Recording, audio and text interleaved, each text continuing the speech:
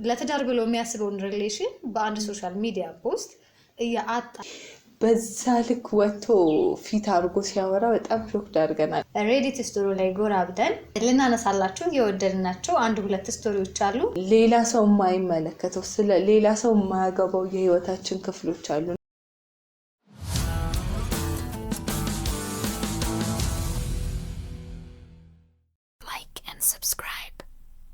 ሰላም እንዴት ቆያችሁ ተመልካቾቻችን? እኛ ደህና ነን። እናንተ እንዴት ናችሁ? ሳምንታችሁ እንዴት ነበረ? እኛ ጋር በጣም ጥሩ ነበረ። ያው እንግዲህ በቤተሰብነታችሁን በሰፊው እያሳያችሁ ነው። ጥሩ ጊዜዎች እያሳለፍን ነው። አሁንም ግን የእናንተ ላይክ፣ ሼር፣ ሰብስክራይብ እንዲሁም ኮሜንት ማድረግ የደውል ምልክቷን መጫናችሁ አይረሳ። ጥሩ ጊዜ ይኖረናል። መልካም ጊዜ ከኛ ጋር። ከበዓል መልስ ከእንግዲህ ምን ይመስላል ቆይታችሁ ልንላችሁ መተናል። ዛሬም በድጋሜ በሌላ ርዕሰ ጉዳይ ሳምንታችሁ የበዓል ሳምንት ከእንግዲህ ትንሽ ፈታ ያለ ትንሽም የስራ ሙድም የማይመጣበት ሳምንት ይመስለኛል። አብዛኞቻችን ጋር እንደዛ አይነት ነገር አለ። እንደዛ አይነት የሆነ ሙዶች አሉ እና ዛሬ ደግሞ በእንቅ ፖድካስት ቪዲዮአችን ለየት ያለ ዝግጅት ይዘናላችሁ መተናል። ሬዲት ስቶሪ ላይ በአሁኑም በሰሞኑኛ ሀገራችን ላይ የተለያዩ ማህበራዊ ሚዲያ ላይ መነጋገሪያ የሆኑ በርካታ ጉዳዮች ነበሩ። ስለ ፍቺ፣ ስለሴት መፍቀርና መፈቀር እየተነሱ ያሉ ጉዳዮች አሉና ከዛ ጋር ተያይዞ ሬዲት ስቶሪ ላይ ከነዛ ጉዳዮች ጋር ይቀራረባሉ የምንላቸውን አንድ ሁለት ስቶሪዎች አንስተን የምናወራ ይሆናል ማለት ነው። አብራችሁን ስትቆዩ ሰብስክራይብ፣ ላይክ፣ ሼር፣ ኮሜንት ሰብስክራይብ ስለምታደርጉ እጅግ እናመሰግናለን። ቤተሰብነታችሁ ይቀጥል እንላለን። አብራችሁን ስለምትወዱ እጅግ እናመሰግናለን። ወደ ሬዲት ስቶሪያችን ከማለፋችን በፊት ሀገራችን ላይ በባለፈው ሳምንት ጀምሮ የተለያዩ ርዕሰ ጉዳዮች እየተንሸራሸሩ ነው። እስኪ ስለነሱ እናንሳላቸው። እንግዲህ ያው የኖርን ስለሆነ መኖራችንን የምናውቀው በአንዳንድ የህይወት ለውጦች ነው እና ያው ለውጡ ምን አይነት ለውጥ ነው፣ ጥሩ ነው መጥፎ ነው በሚለው ነው የምንወስነው። እንግዲህ ዲቮርስ የበዛበት ሁሉም ሰው ይለዋል፣ ፍቺ የበዛበት ምን ነው እነሱም የምንልበት በጣም አስደንጋጭ ጊዜያቶችን እያሳለፍን ነው። እንዲህ ነገሮች እንዲቀሉ ሁሉም ነገሮች እንዲሰሙ ያልደረሰበት እንዲደርስ ያደረገው ያው ከጥቅሙ በላይ እንዲሁም አሁን ላይ ግራ እያጋባኝ ነው። ጫናው እየበዛ ያለው ይሄ ቴክኖሎጂያችን መራቀቁ፣ እያንዳንዱ ኢንፎርሜሽኖች ወደ የቤቶቻችን መምጣቱ ያስደነግጣልና በሰሞንኛ የሆነ ነው። አርቲስት ዳግማዊት ፀሐይና አርቲስት ሳምሶን ታደሰ ቤቢ ብዙዎቻችን ባልሰማ ነው ባላደረገው ፍቻቸውን እያልን ማለት የሰቀቀን የለም። የሆነ ትዳርን ስናስብ ዝነኞች አርቲስቶች ብለን ስናስብ እንደ ሮል ሞዴል የምንጠራቸው ነበሩ። በጣም የሚያምሩ ፎቶጄኒክ የሚባሉ በጣም ቆንጆ ማለት ይሄ ፎቶጄኒክ የሚባሉ ገና ስናያቸው ዋው ምንላቸው አንዳንዴ ይመጣጠናሉ እነዚህ ሰዎች ብለሽ ታውቂያለሽ። እንደዛ የሚወስዱ በጣም የምንደነግጥባቸው ነበሩ። ያው የእነሱን ጥሩ ያልሆነ ነገር ከሰማን ትንሽ ቆየት ብለናል። ግን ሳምሶን ታደሰ ሳይኮ ላይ ኢንተርቪው ሰጥቶ ነበረ በቅርብ አይተሽው ከሆነ እና ሁላችንም ሳምሶን ታደሰ ከትወናው ውጪ ብዙም የምናየው ሰው አይደለም። እንዲህ ሆት ሆኖ ሲያወራም ብዙዎቻችን አያጋጥመንም እና በዛ ልክ ወጥቶ ፊት አድርጎ ሲያወራ በጣም ሾክ አድርገናል። ማለት እኔ በራሴ በጣም ሾክ አድርጌያለሁ።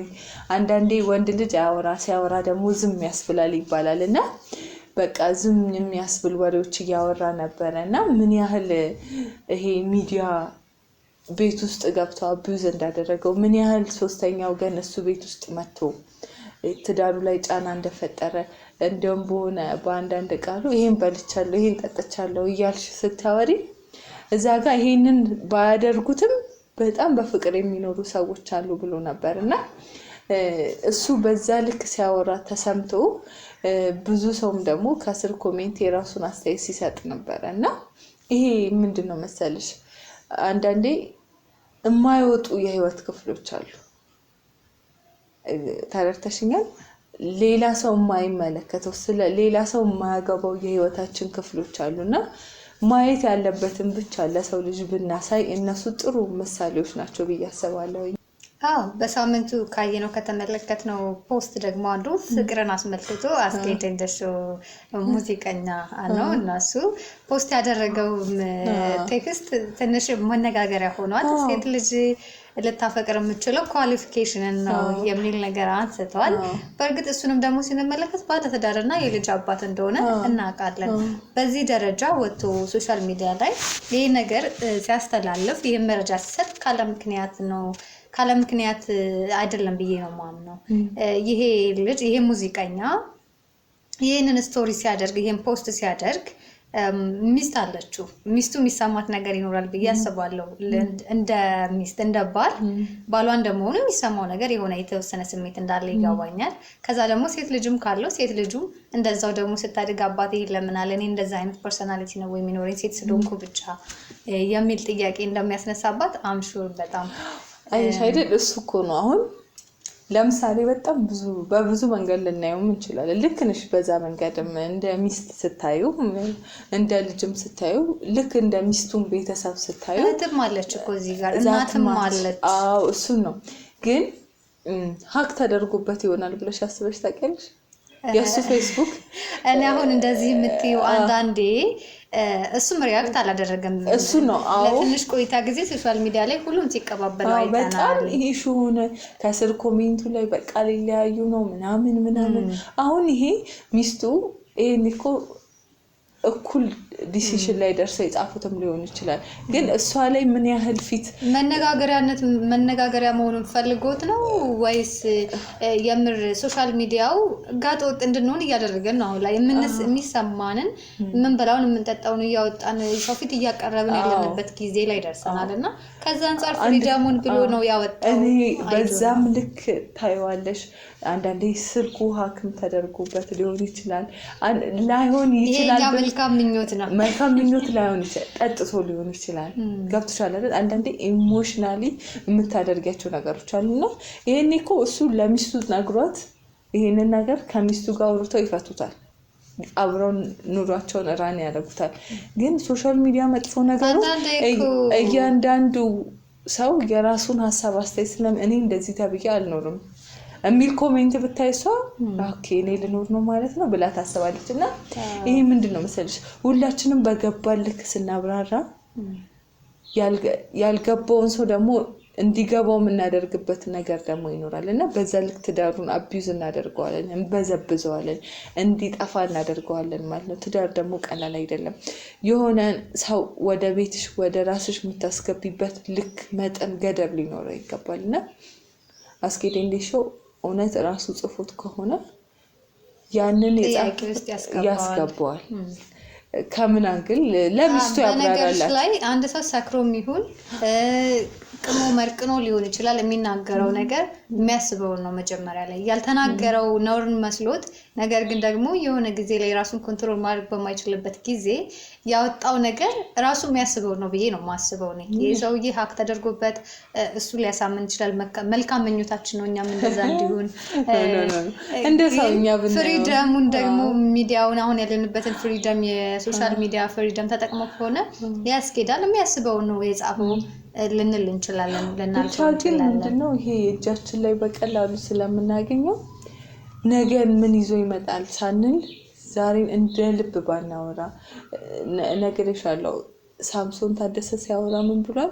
የዛሬ ስንት ዓመት ማህበራዊ ሚዲያ ላይ ሲቀርብ ገና የሆነ ኮንሲኩዌንስ ይዞ እንደሚመጣ ምንም ግልጽ ነገር አለው። እንትን ስለ እህቱ የቀድሞ ባለቤቱ ያወራችሁ ነበር ደግሞ ፀሐይና ስቲል አንስቶ ያወራ ነበር።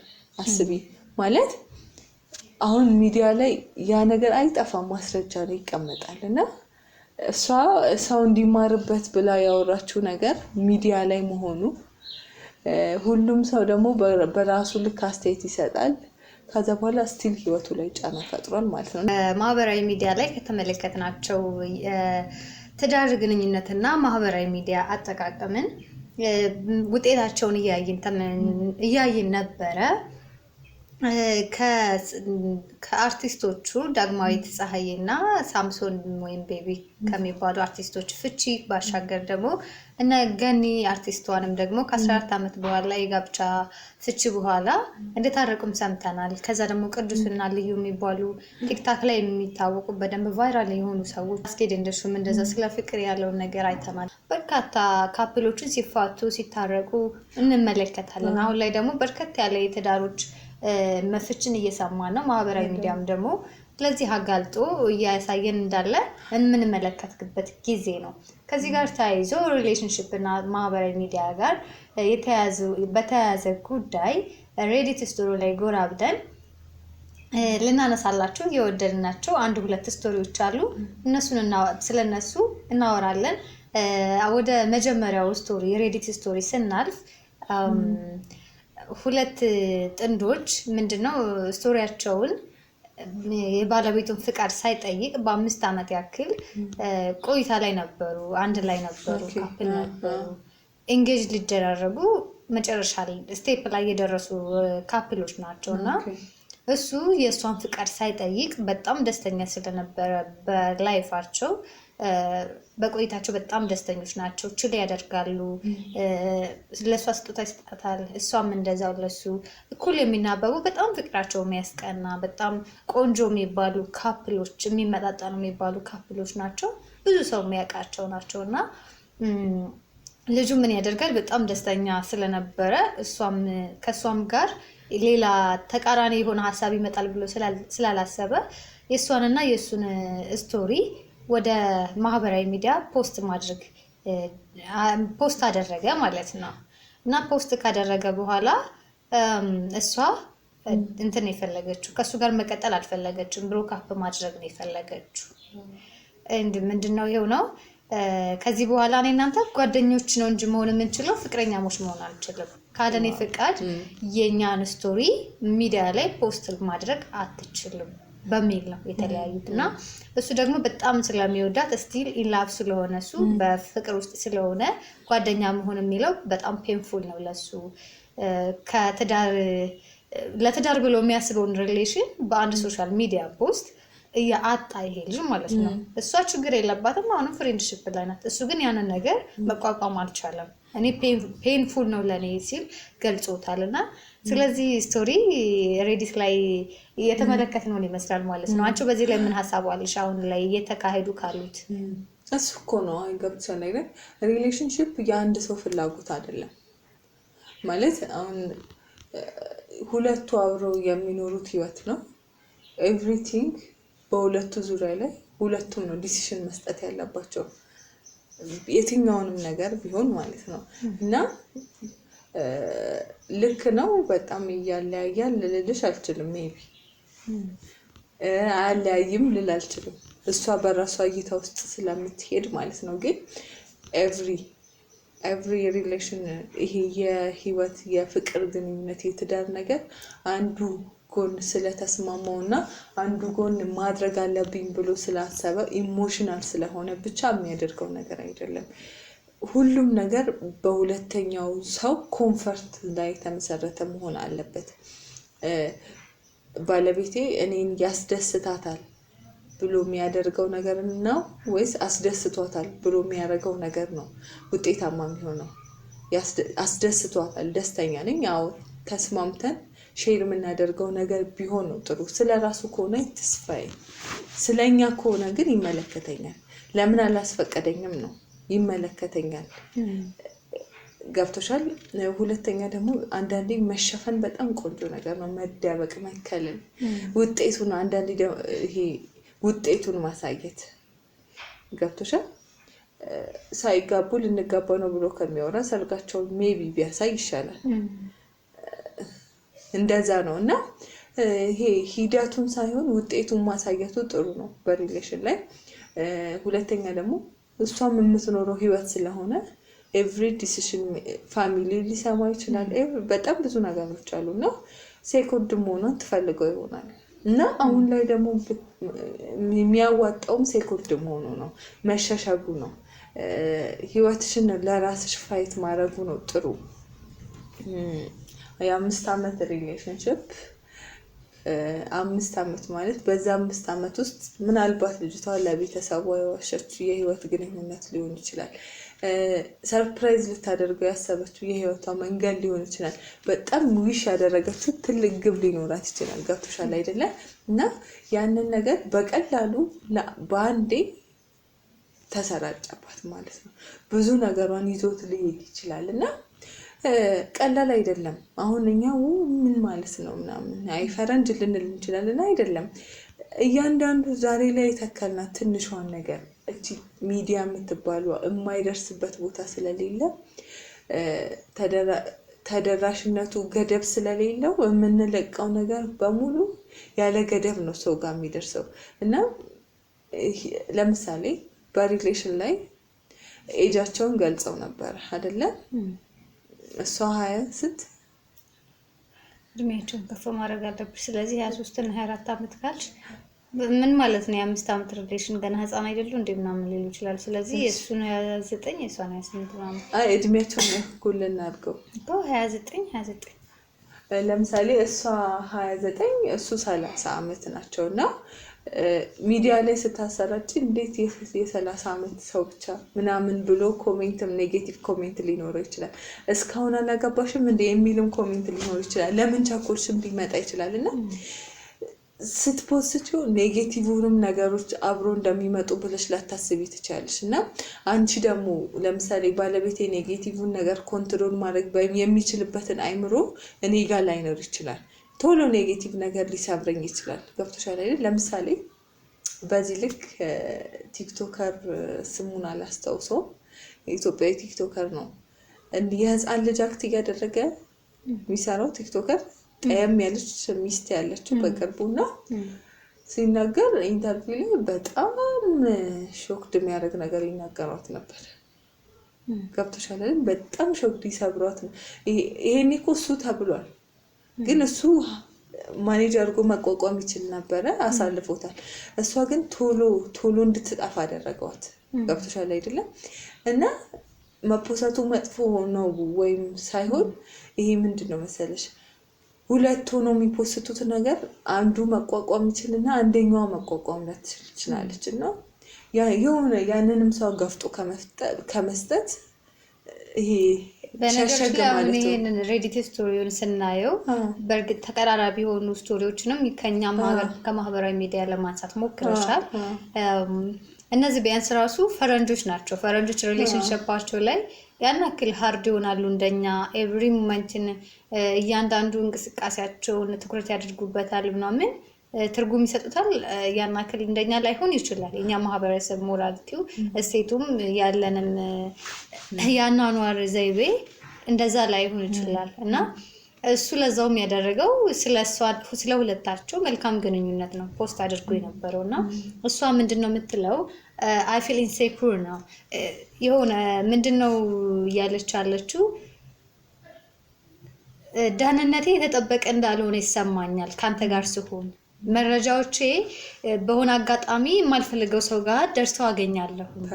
እንዴት እኔ ጋር ሳትፈቅድ እኔ ሳልፈቅድ እኔን ሳታስፈቅድ ስለኛ ስቶሪ ማህበራዊ ሚዲያ ላይ እንዴት ታወጣለህ የሚል ነው የሷ ጥያቄ። እዚህ ጋር ተገቢ ነው ብዬ አስባለሁ።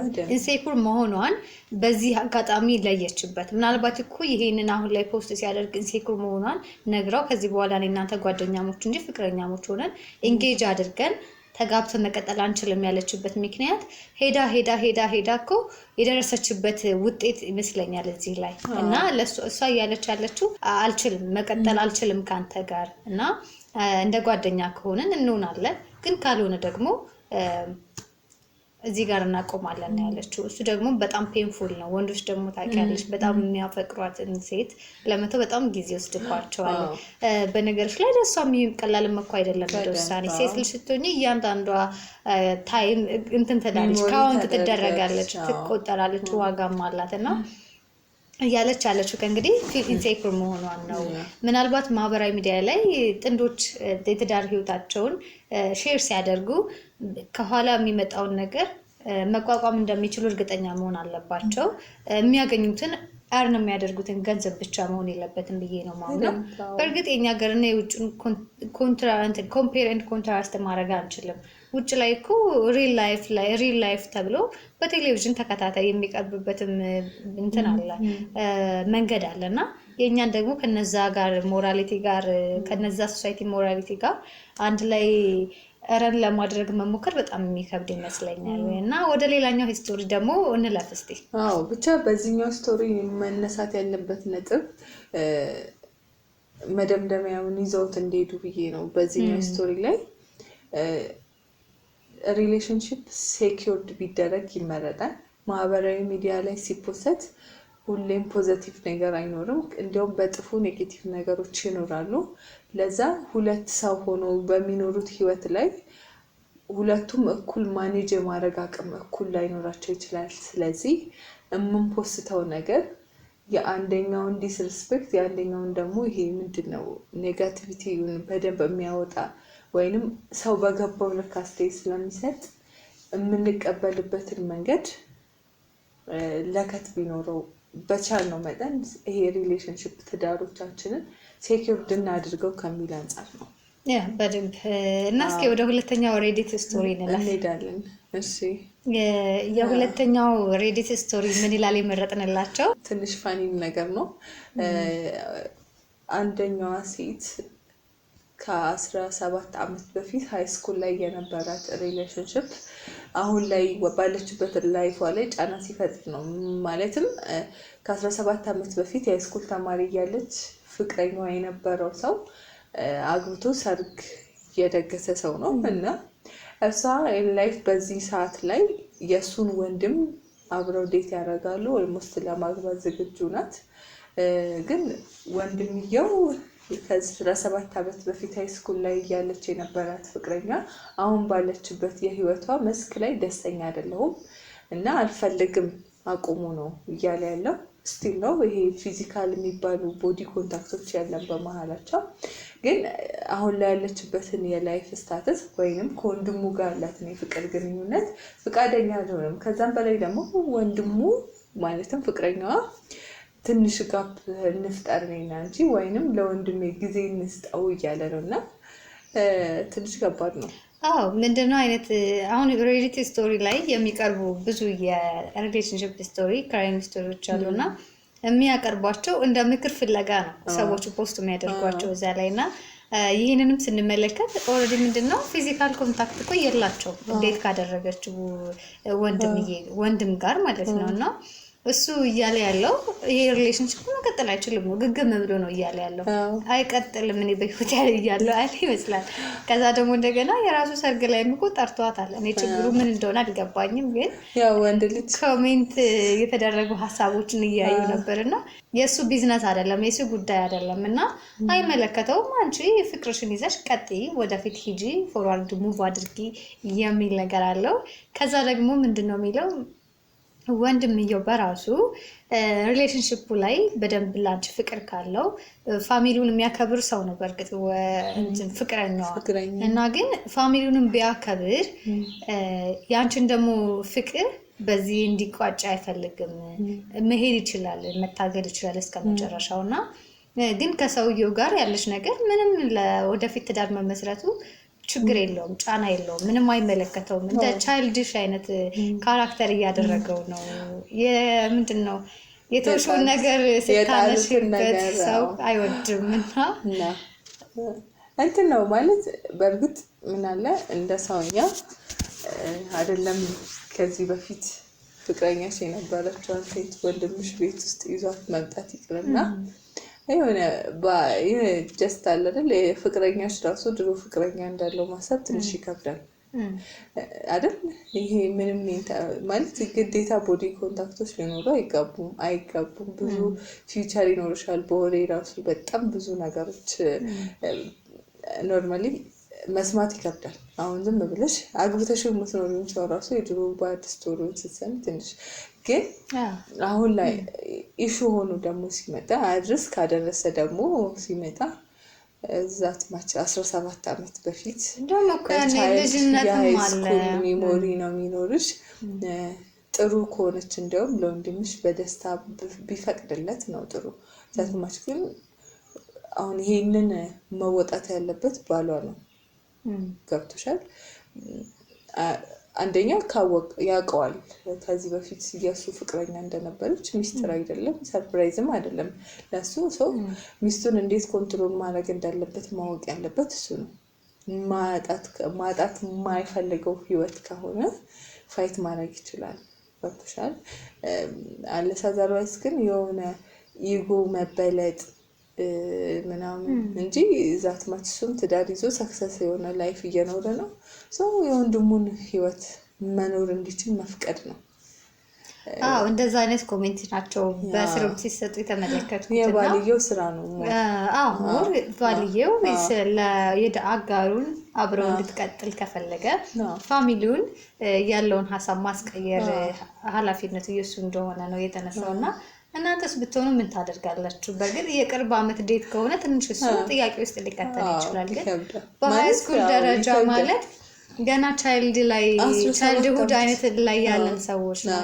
በዛ እድሜ የነበረውን እንዴት ራሱ ማስታወስ በጣም ከባድ ይመስለኛል እንደ ግልጻችን ታሰብም። እና ልጁ ይመስለኛል ወይ ደግሞ ሲያያት እንደገና ፍቅሩ ተመለሰበት ይሆን አላውቅም።